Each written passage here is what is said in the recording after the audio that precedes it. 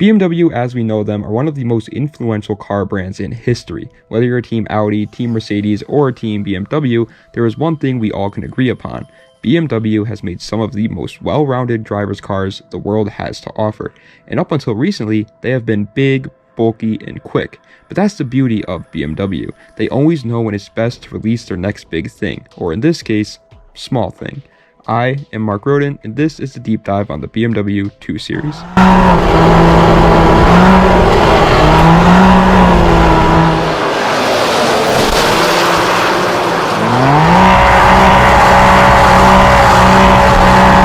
BMW started their life as a car brand who wasn't afraid to take risks. They specialized in the bold and brash, rather than the economy cars that we've seen today. But thanks to the Isetta, yes, that car actually was incredibly impactful for BMW's history, they have managed to stay relevant even through times when economy cars were all that people could buy. The first time BMW showed us that they can make a fun small car was actually all the way back in 1956. After seeing how well the Isetta did, they realized these smaller vehicles were what people were looking for, so they released the 507 Roadster. This thing really put BMW on the map. It was fun but still luxurious, and the best part of all is it was still somewhat affordable compared to the competition. After seeing how well both the Isetta and 507 were doing, they would release a plethora of smaller vehicles to be sold, the most notable being the 2002 and their poster child, the wonderful 3 Series.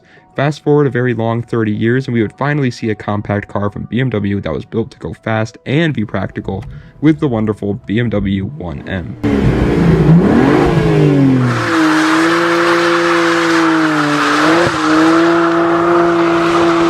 The 1M was the first time we've seen a compact BMW be something worth talking about, and it was incredible. Not only was the 1M cool, but the 135i was cool as well, sharing the same motor as the 335i E9X 3 Series of the time, which, if you know BMWs, you know how great that motor was. But this time, it was on a much lighter and shorter wheelbase chassis, which made it quite literally just a better performing E92 335i. Now you may be asking yourself, Mark, why are we talking about a 1 Series in a video about the 2 Series? And to that I have to ask, I don't know. Why are over 80% of you guys not subscribed? Like, I feel like that number could be much lower, but what do I know? But in all seriousness, we're talking about the 1 Series because it was the mother to the 2 Series. BMW was all like, yo, we definitely did make a really cool car with the 1M, but that's kind of supposed to be our entry-level hatchback line. So they came up with an amazing idea. They already had a 1, 3, 4, 5, 6, 7, and 8 Series BMW in their lineup, and the Coupe 1 Series was something completely different from the hatchback 1 Series at this point. So, lo and behold, with the launch of the next generation, they would call it the 2 Series.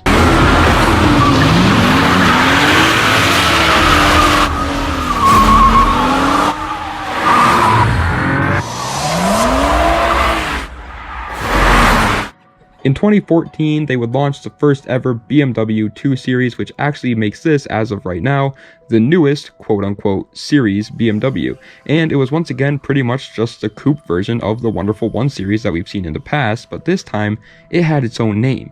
It went by the chassis code F22 for the coupe and F23 for the convertible, but even though these cars are pretty much just another entry-level 1 Series compact, they are very different from the 1 Series. They had a whole new body that looked very aggressive yet elegant even for the base models. They had a little bit of a longer wheelbase, they were a little bit lower, and most importantly, they had a perfect 50-50 weight distribution. All of that, paired with the McPherson front strut assembly, such a hard thing to say, made this car a little handling monster.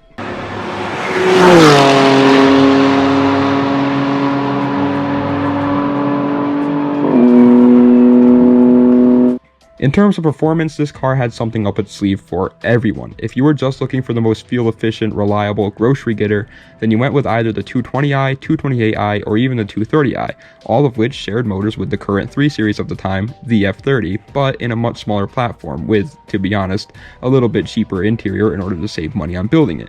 But if you were going for something with a bit more pep in its step and you wanted to have some fun, then you went with either the M235i or M240i, which were both absolute rippers.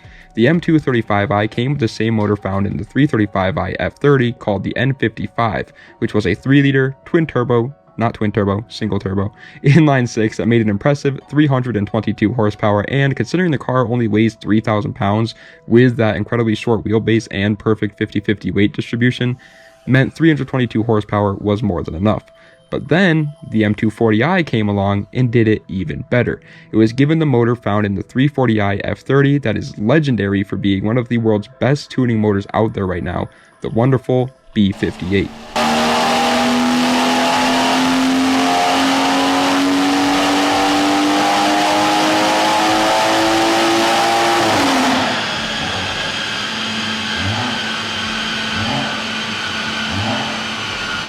This motor was another 3-liter turbocharged inline-six, but this time it made 335 horsepower, which may not seem like much more than the 35i, but once you got to tuning it, it really started to shine.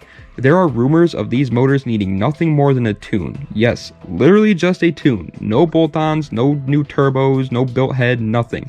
To make upwards of 700 crank horsepower. Now, I'm not saying that statement is 100% true, but that's what some of the forums are saying. And to be honest, it does make sense. BMW has made some of the best inline-six motors we've ever seen, from the S54 that was found in the E46, which was the first inline-six to rival the legendary 2JZ, to be honest, to the N54, which was an incredibly unreliable yet incredibly tunable engine found in the 335i E9X generation that still to this day is one of the best bargain deals if you just want to go fast. So even though it may sound unbelievable that an engine can make over double its stock horsepower with nothing more than a tune, if there was one company that was going to make it happen, it would have been BMW. Like, this motherfucker don't miss. No, he's fucking good. That motherfucker don't miss, man. He's good. In the heat of battle, he don't miss. No. Now, obviously, this meant that the car was on par to be another very successful model from BMW. And to be honest with you, it wasn't. The car is amazing, and everybody who knows what they hold underneath end up falling in love with them. But the 3 Series has such a hold on the consumer market nowadays that anything BMW releases that isn't a 3 Series almost flies completely under the radar. But don't worry, that is good news for you and me, because if you want an M240i, they are significantly cheaper than the 340i. You can find an M240i for right around the $35,000 mark with 30,000 miles. And for that same price for a 340i, you'll be looking at least 50,000 miles. And remember, the 2 Series performed significantly better. If that doesn't tickle your fancy, then I got just the thing that will.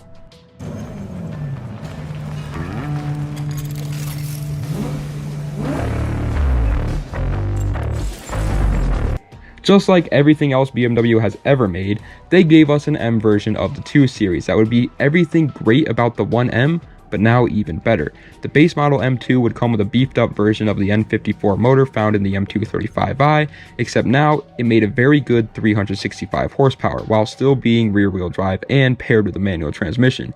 It was a true enthusiast car, but if you think they stopped at just the engine, you are dead wrong, goofball. They touched every single suspension piece in order to make it much more stiff and planted. They gave it much wider tires in order to help it keep traction, and due to those tires, they also gave it wider fenders, which really just sealed the deal on the aggressive track stance that it does have. And then in 2018, they made it even better. They would call it the M2 competition, and this time the engine was brand new. It was called the S55 and was once again another 3-liter inline-six, but this time with 2 turbos. It managed to make an incredible 405 horsepower stock, and I would get into how amazing this car is, but there's honestly no point because 2 years later, they did it again.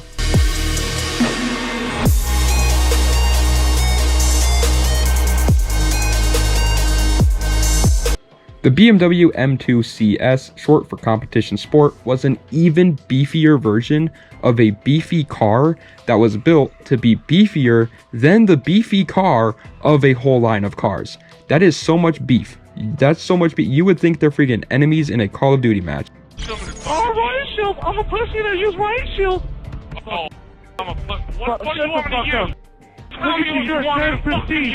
Prestige, you fucking fag. Tell me what the fuck it is. And it was great. It made even more power now at 444 horsepower, and the car was even lighter with better aerodynamics. On top of all that, they once again made the suspension much more stiff, and it was still offered with a freaking manual transmission only.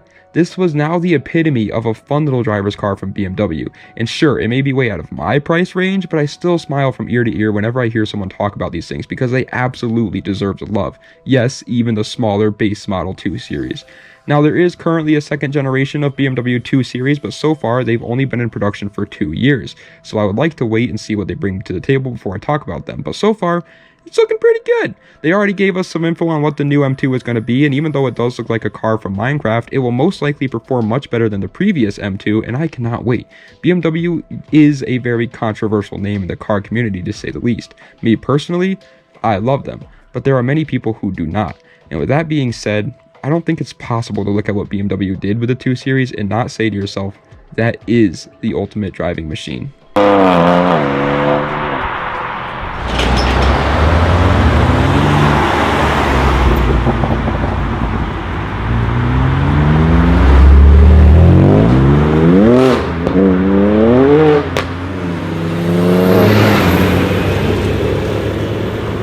Ladies and gentlemen, that is the end of today's deep dive on the BMW 2 Series.